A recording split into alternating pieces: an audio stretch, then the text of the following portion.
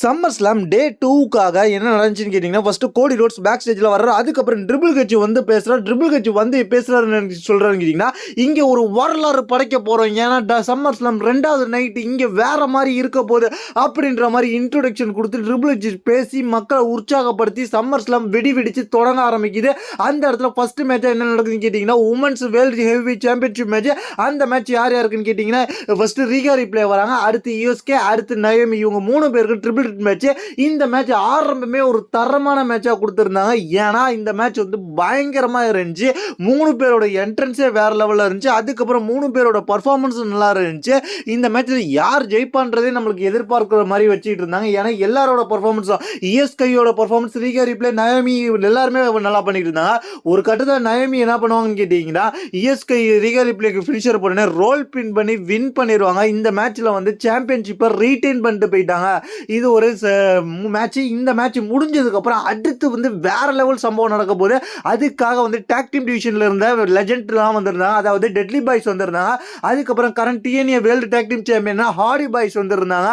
அதுக்கப்புறம் வந்து இந்த டாக் டீம் மேட்சஸ் தொடங்குது. இந்த டாக் டீம் மேட்சஸ் என்ன மேட்ச்னு கேட்டிங்கன்னா, லேடர் மேட்ச். ஸ்மாக் டவுனில் உள்ள ஒட்டுமொத்த டாக் டீம் டிவிஷன் அந்த இடத்துல வராங்க. ஃபர்ஸ்ட் டை டீம் வராங்க, அடுத்து ஃப்ராக்ஸ் டீம் வராங்க. இவங்களாம் வந்ததுக்கப்புறம் ஒவ்வொரு டீமாக வராங்க. கடைசியில் ஃபைனலாக வே8 ஃபேமிலி வராங்க. அதாவது வே8 6 வராங்க. வந்த உடனே எல்லாருமே சேர்ந்து அந்த வே8 6 போட்டு அடின்னு அவங்க டீம் போட்டு அடின்னு அடிக்கிறாங்க.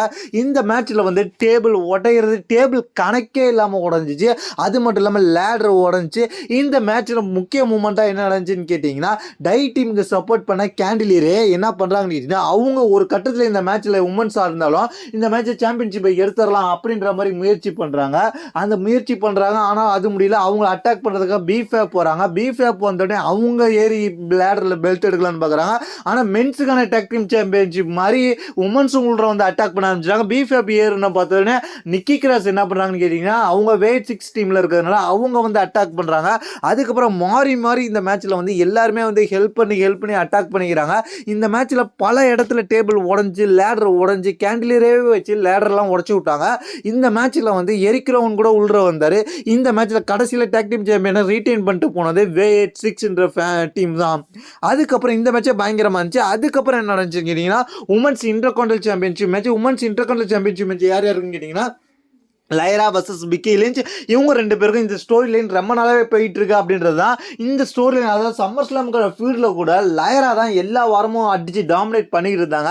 அதுக்கு பழித்துக்கு மாதிரி பிக்கி லிஞ்ச் வேற லெவல் பண்ணாங்க. செயின் எடுத்து லாக் பண்ணி அதுக்கப்புறம் வந்து அவங்க வாயை போட்டு இழுக்கிறதா இருக்கட்டும், அந்த மூமெண்ட்லாம் பயங்கரமாக இருந்துச்சு. பிக்கி லிஞ்ச் இந்த இடத்துல வச்சு செஞ்சுட்டாங்க லைராவை. லைரா இத்தனை வாரமும் டாமினேட் பண்ணி அடிச்சுக்கிட்டு இருந்த லைராவுக்கு அந்த ஸ்டிக்காலே அந்த அதாவது அந்த ரிங் சைடில் கெட்டி போட்டு ஸ்டிக்கலே வெளுன்னு வெளுத்துட்டாங்க. இந்த மூமெண்ட்லாம் பார்த்தோம். ஜான்சன் எப்படி ரேண்டியர்னை அட்டாக் பண்ணாரோ விண்டேஜில், அந்த மூமெண்ட்டை ரீக்ரியேட் பண்ண மாதிரி இருந்துச்சு.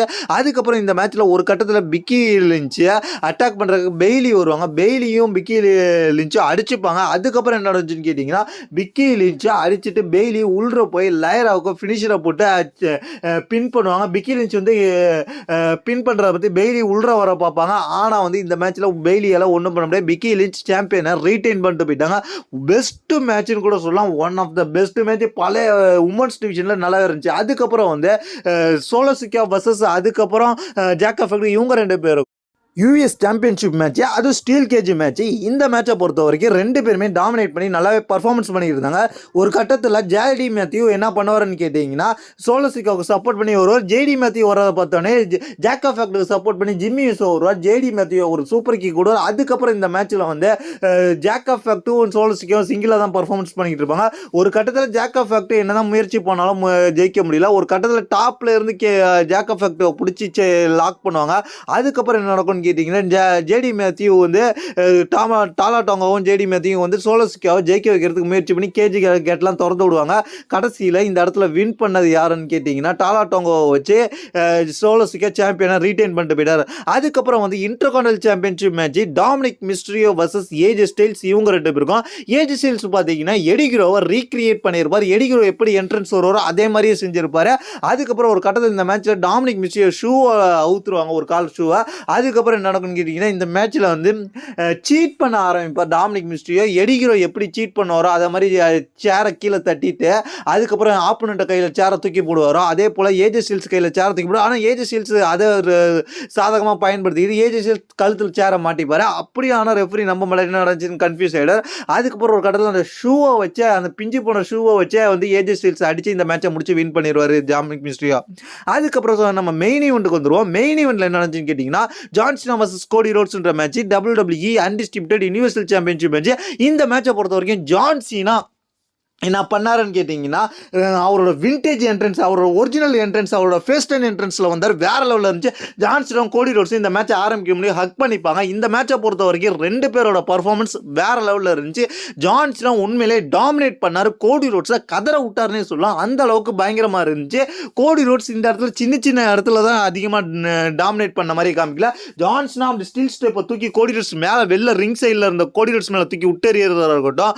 அதுக்கப்புறம் ஜான் சீனா எந்தெந்த இடத்துல ஏஏ போட முடியுமா, தன்னோட ஃபினிஷராக போட முடியுமா, எல்லா இடத்துலையும் போட்டார். ஆனால் கோடி ரோட்ஸ் அதை வந்து கிக் அவுட் மட்டுமே பண்ணிக்கிட்டு இருந்தார்.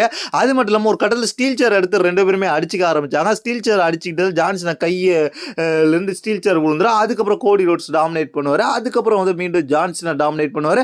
மாறி மாறி இந்த இடத்துல வந்து எந்த இடத்துலையுமே நம்மளுக்கு சளைக்காமல் இந்த மேட்சை கொண்டு போனாங்க. இந்த மேட்ச்சில் ஒரு கட்டத்தில் அண்டர்டேக்கரோட ஃபினிஷரான பெயில் டிரைவை கோடி ரோட்ஸ் போடுவார். அதுக்கப்புறம் ஜான் சீனா என்ன பண்ணுவாருன்னு கேட்டிங்கன்னா தன்னோட ஏஏ போடுவார். ஜான் சீனா இதுக்கு நீ எப்படா பெயில் டிரைவ் போடலாம் அப்படின்ற மாதிரி நினைப்பீங்க. ஜான் சீனா அதுக்கு வந்து ஒரு மூமெண்ட்டை போடுவார். அதுக்கு ரிவெஞ்ச் மாதிரி வெளில வச்சு கோடி ரோட்ஸ் சன்செட் ஃபிளிப் போடுவார். இது வேற லெவலில் இருந்துச்சு.